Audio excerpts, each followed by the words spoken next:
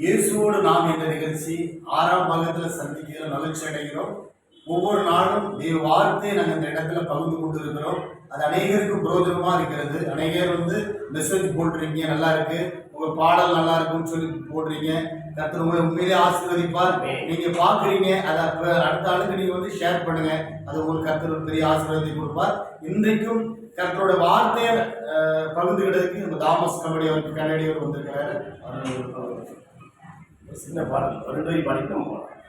உம்மைத்தான் நம்பியிருக்கிறோ, உம்மையன்றி யாரும் இல்லையப்பா. உம்மைத்தான் நம்பியிருக்கிறோ, உம்மையன்றி யாரும் இல்லையப்பா. அற்புதம் செய்யப்பா எங்க வாழ்க்கையில, உம்மைத்தான் நம்பியிருக்கோம் ஏசப்பா. அற்புதம் செய்யப்பா எங்க வாழ்க்கையில, உம்மைத்தான் நம்பியிருக்கோம் ஏசப்பா. உம்மைத்தான் நம்பியிருக்கிறோ, உம்மையன்றி யாரும் இல்லையப்பா.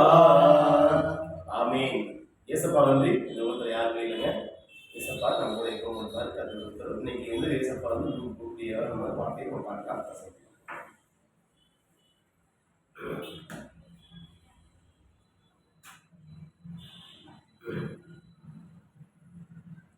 சங்கீதம் 32ஆம் அதிகாரம் 8ஆம் வசனத்துல கர்த்தர் இன்னைக்கு பேசுறாரு.